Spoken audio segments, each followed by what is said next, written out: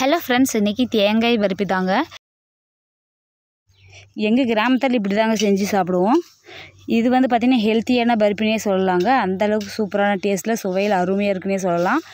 கிராமத்து ஸ்டைலில் எப்படி செய்வாங்கன்றதை நான் உங்களுக்கு காமிக்கிறேன் பாருங்கள். வாங்க பருப்பி எப்படி செய்யலான்றதை பார்க்கலாம். இப்போ வந்து பார்த்திங்கன்னா இதுக்கு வந்து நம்ம ஒரு தேங்காய் எடுத்துக்கிறோம். அதாவது ஆஃப் 2 மூடி எடுத்துக்கலாங்க. இதை வந்து என்ன பண்ணுறோன்னு பார்த்திங்கன்னா துருகுறோம். அதாவது தேங்காய் வந்து மிக்சியில் போடாமல் தேங்காய் துருவியில் வந்து துருகி தான் நம்ம இந்த தேங்காய் பருப்பி வந்து செய்கிறோம். அதுக்கு முன்னாடி வந்து பார்த்திங்கன்னா நம்ம வந்து சுகர் சிரப்பு வந்து ரெடி பண்ணிக்கலாம். சர்க்கரை பாவு, அதுக்கு ஒரு சொம்பு தண்ணி ஆட் பண்ணி 1 கப்பு சுகர் வந்து சேர்த்து நல்லா மிக்ஸ் பண்ணி விட்டுக்கலாங்க. இது ஒரு பக்கம் சுகர் பாவு வந்து ரெடி ஆகட்டுங்க.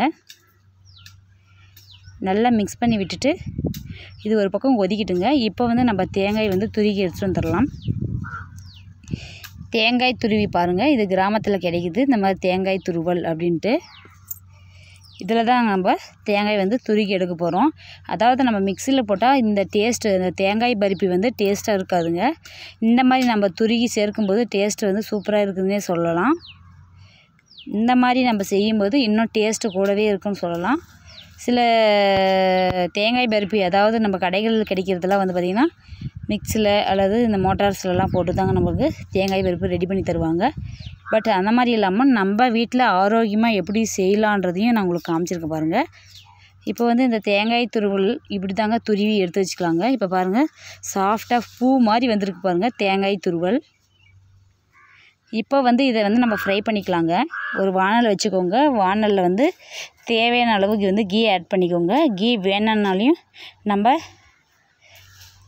தனியாகவே நம்ம தேங்காய் மட்டுமே நம்ம வறுத்து எடுத்துக்கலாம். பட் கீ வந்து சேர்த்துறதுனால வாசனையாகவும் இருக்கும், மணமாக இருக்கும்.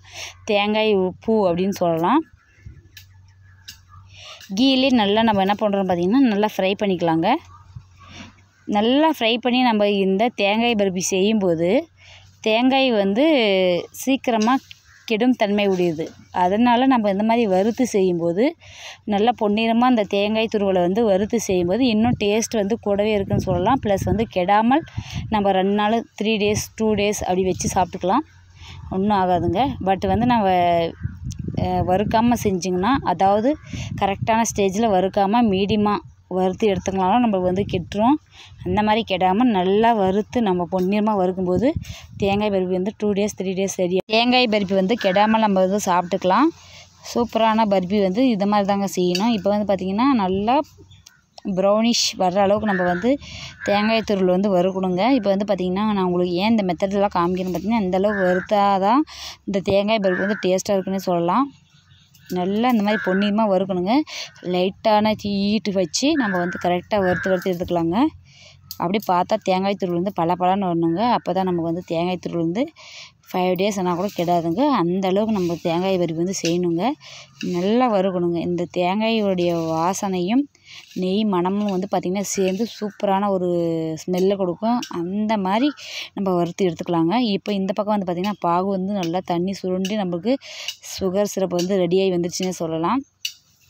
பாருங்கள், ரொம்ப கெட்டியாகவும் ஆகக்கூடாதுங்க. இந்த சுகர் சிரப்பு கரெக்டாக ஸ்டேஜில் இருக்கணும். அப்போ தான் இந்த நம்ம தேங்காய் துருவல் சேரும்போது அது ஒன்றுக்குள்ளே ஒன்று ஒட்டி நமக்கு வந்து பருப்பி வந்து கிடைக்கும். கரெக்டாக நல்லா கம்பி ஸ்டேஜ் வரணுங்க. ரொம்ப கம்பி ஸ்டேஜ் போகக்கூடாது, லைட்டு இளம் கம்பி ஸ்டேஜுக்கு வரணுங்க. இப்போ வந்து இந்த பாருங்கள் பொன்னிறமாக வறுத்தாச்சுங்க தேங்காய் துருவல். இப்போ வந்து இதில் மீடியம் ஃப்ளேமில் வச்சுக்கோங்க தேங்காய் துருவலை. இப்போ வந்து நம்ம என்ன பண்ணுறோம் பார்த்திங்கன்னா வெள்ளைப்பாகு வந்து நம்ம கொஞ்சம் கொஞ்சமாக சேர்த்து தான் நம்ம மிக்ஸ் பண்ண போகிறோம். இல்லைனா அதிகமாக ஆயிடுச்சுன்னா ரொம்ப இதாகிருங்க. அதனால் கொஞ்சம் கொஞ்சமாக சேர்த்து தான் நாங்கள் மிக்ஸ் பண்ணணும். இப்போ வந்து லைட்டாக இந்த மாதிரி வறுத்துட்டே இருங்க. ஏன்னா கொஞ்சம் மிஸ் பண்ணாவே டைமிங்கே வந்து தீஞ்சிரும் தேங்காய் துருவல். அந்த மாதிரி தீய விடாமல் நம்ம பொன்னிறமாக இந்த மாதிரி நல்லா வறுத்துனே இருக்கணுங்க. ஏன் மீண்டும் சொல்லினே இருக்குன்னு பார்த்திங்கன்னா, நம்ம ஹை ஃப்ளேமில் வச்சு டைமிங்க்காக நம்ம வேகமாக வச்சு நம்ம வறுத்துருவோம். அந்த மாதிரி வைக்காமல் ஓரளவுக்கு மீடியமாக வச்சு நம்ம வறுத்து எடுத்துக்கலாங்க தேங்காய் துருவல். பாகு வந்து நல்லா கொதித்து வந்துருச்சு பாருங்கள். இந்த ஸ்டேஜில் அடுப்பு வந்து தேங்காய் துருவல் அடுப்பு வந்து பார்த்திங்கன்னா சிம்மில் இருக்கட்டுங்க. இப்போ தாங்க நம்ம வந்து சுகர் சிரப்பை வந்து கொஞ்சம் கொஞ்சமாக சேர்த்திக்கலாங்க. சர்க்கரை பாவு வந்து கொஞ்சம் கொஞ்சமாக எடுத்து நம்ம சேர்த்துக்கலாங்க. கரெக்டான ஸ்டேஜ் வந்துச்சு பாருங்கள் சுகர் சிரப்பு. இப்போ வந்து கொஞ்சம் கொஞ்சமாக சேர்த்து நம்ம என்ன பண்ணுறோம்னு பார்த்திங்கன்னா மிக்ஸ் பண்ணிக்கலாங்க. நம்ம வந்து ஆல்ரெடி சுகர் சிரப்புலேயே வந்து தேங்காய் துருவலே சேர்த்துக்கலாம். பட் வந்து அளவு வந்து அதிகமாகிடுச்சுன்னா அது மிஸ்டேக் ஆகிருங்க. அந்த மாதிரி பண்ணாமல் நம்ம இந்த மாதிரி கொஞ்சம் கொஞ்சமாக சேர்த்து நம்ம கலந்து விட்டுக்கலாம். இந்த மாதிரி கலக்கும்போது சூப்பரான சுவையில் நமக்கு வந்து பார்த்திங்கன்னா தேங்காய் பருப்பு வந்து ரெடி ஆயிடுச்சுன்னே சொல்லலாம். நல்லா இந்த மாதிரி மிக்ஸ் பண்ணி விடுங்க. ஒரு 5 மினிட்ஸ் மிக்ஸ் பண்ணாவே போதுங்க. கரெக்டான தேங்காய் பருப்பு வந்து ரெடி ஆயிருங்க. இப்போ ஒரு பிளேட்டில் லைட்டாக ஆயில் தடவி நம்ம வந்து மாற்றி சர்வ் பண்ணிக்கலாம்.